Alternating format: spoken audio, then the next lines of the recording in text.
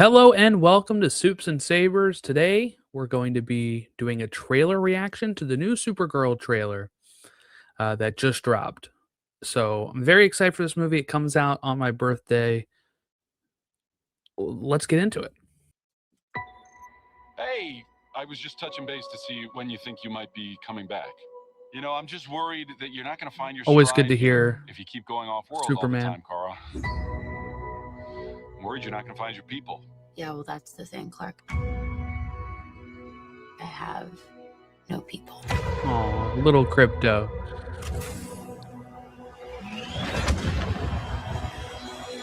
Oh wow, so she's getting out right in time. Home is wherever you are, buddy.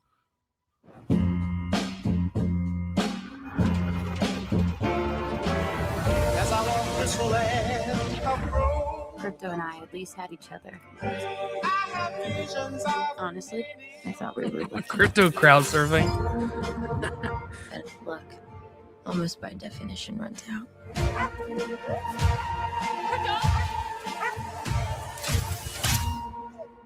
What can I do? The Brickens carry the antidote on that person. He has 3 days. You cannot give up on me. It's the crime of the Yellow Hills. He murdered my innocent family.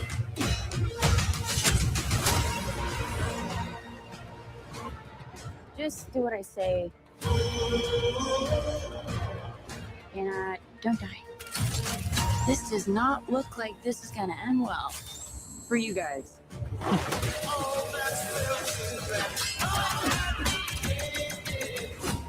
Stop. Here's Lobo.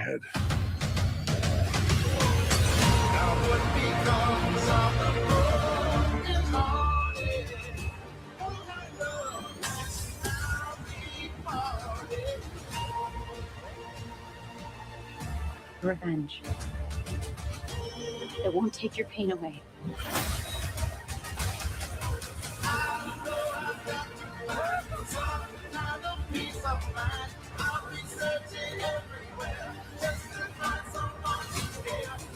Your eyes are beautiful when you cry. A lot of pain, huh? A lot of suffering. There's no home without you, buddy. Oh, that was sick.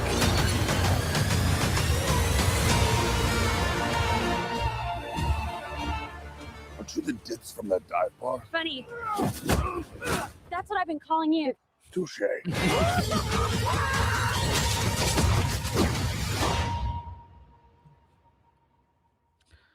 Okay.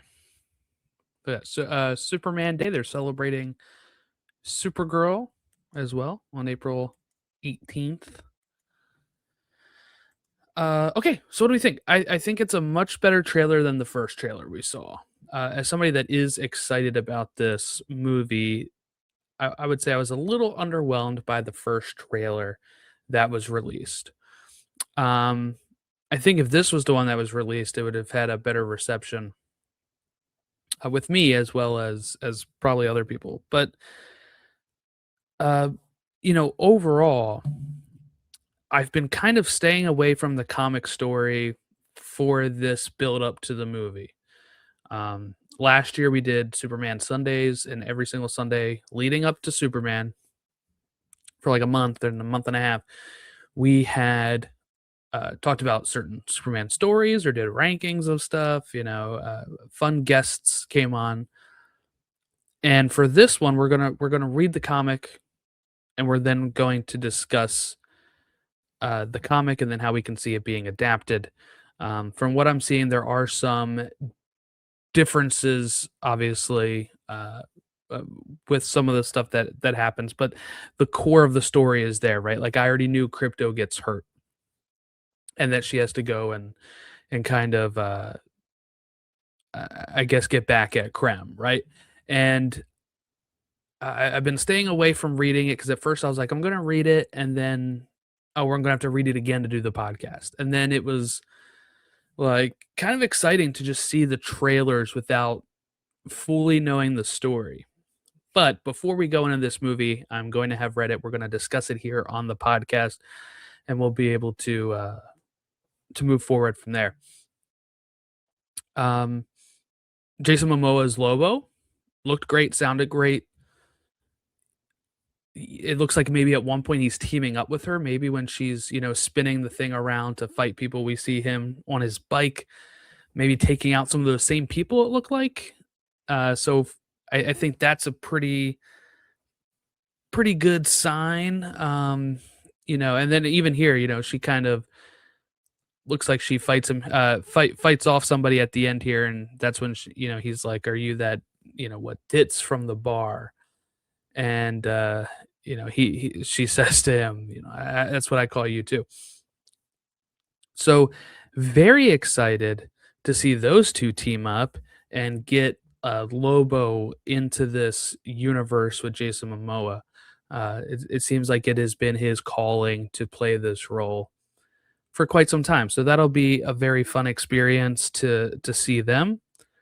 Krem, like I said, I'm not too familiar with the comic at this point, but Krem, I like his comic look better, and I think the actor really fit that look. I don't know why they're kind of going almost like Ravager-esque from the Guardians here. He's also kind of got like a Hellraiser thing where he's got like, instead of pins sticking out, it almost looks like thumbtacks all over his face. But it's an adaptation, right? These type of things happen in adaptations. So I guess overall, we still haven't seen enough of him to really get a good gauge on how this is going to be. I know some of the test screenings, people have come out maybe a little underwhelmed by Krem and as the main villain, which I think is fine. I think sometimes we are always looking as comic book fans for that next Nicholas Hoult as Lex Luthor, right? Or before that, we were looking for the next, Joker from The Dark Knight. We were looking for the next Loki from Thor and Avengers, right? Where we're looking for the next villain that feels Thanos, like they steal the show. And I've always kind of been the opinion, even in the MCU and stuff, that we don't always need the villain to be super in depth. I don't need to know fully their motivations, as long as the performance is good. Which I don't know yet, right? We haven't seen this movie, but as long as the performance is good and what he does makes sense, I think it's fine to have kind of what some people maybe consider a flat villain, or underdeveloped villain, right? Like I don't need to fully know their background like we get like Thanos in Infinity War, and we understand why he's doing it. Sometimes bad people are just bad, and I think that's fine too. So we'll see. All of this stuff is just keeping that in mind as we go into it, that I'm not going in thinking this guy is going to be like the next best DC villain we're going to see, right?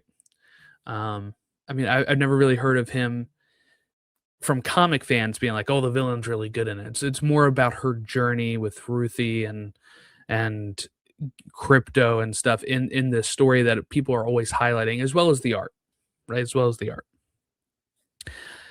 Seeing baby Krypto was very cute. It looks like we're getting flashbacks where he's kind of like younger and she's escaped Krypton and has him with her as she's listening to her Walkman, and he's kind of creating a mess around her.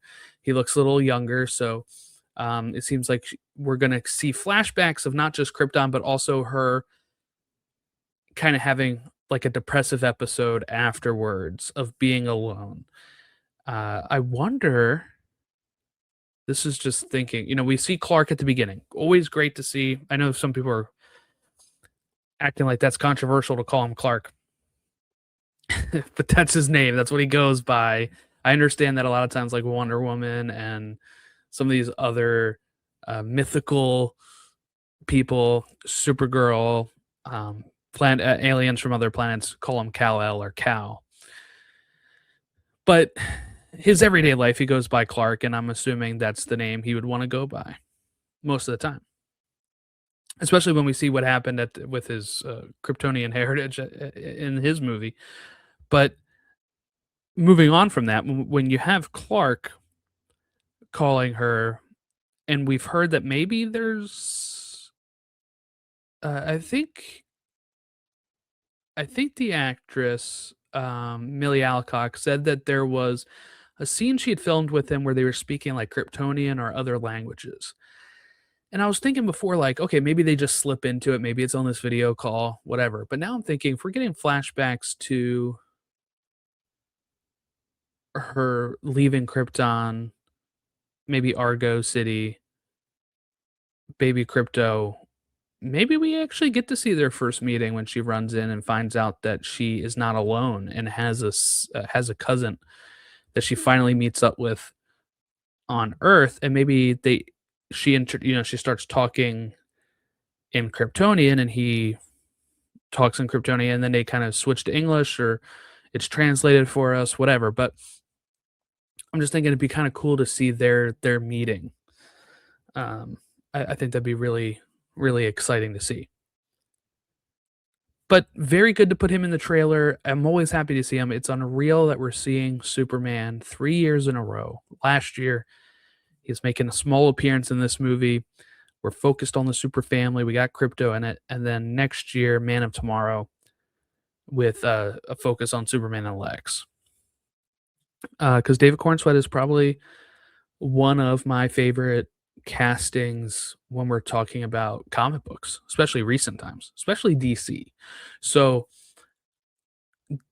getting more of that, and it kind of reminds me, people say, I saw somebody say this and I was thinking it as well. It kind of reminds me of Iron Man in the early MCU days. What I mean by that is we had Iron Man 1, we had him appear in the Incredible Hulk, we had Iron Man 2. And then it was, Avengers was very much like people went to go see RDJ as Iron Man. And some people saw, of course, Captain America and Thor before that. But once they got to see them team up in Avengers, that people mainly went, I think, for Iron Man, right? The casuals. And then they walk out and are like, oh my God, I actually fell in love with Cap. I fell in love with Thor. And then their next movie's got a bigger boost because of that. I'm not saying that's going to happen in this, but what I'm saying is the focus on, we've complained about connectivity, especially in recent MCU, of like, where are we seeing these characters again? Having it be like Superman is appearing right after his movie in the next movie is big. And then having him have a second movie, even though it's not Superman movie, it's Man of Tomorrow, but having him be a lead in another movie directly after, just 2 years later. That's like Iron Man. Iron Man was 2008, Iron Man 2 was 2010, Incredible Hulk was a couple months after Iron Man. So that is kind of what it's feeling like. And who knows how it all goes. We got the Paramount deal after Netflix lost their bid because Paramount put another offer forward. That still has to go through regulation and all that kind of stuff. Man of Tomorrow starts filming in like 3 weeks, according to the post from Rick Flag Sr.'s actor that I'm blanking on right now. When you have so regardless, that movie is going to happen. That movie is going to come out. We'll see how it all goes after that. But I'm just very excited for this movie now. We're going to be getting, it feels good that the super family is kind of getting the spotlight. We'll be back. I'm going to do the podcast episode about this later in the week, as well as our Daredevil Season 2 coverage continuing, as well as the new episodes of that drop tonight. So later this week, you're going to get Daredevil Season 2 episode discussions and Supergirl trailer discussions. So keep an eye out on that. Thank you all for watching along, and we'll catch you next time.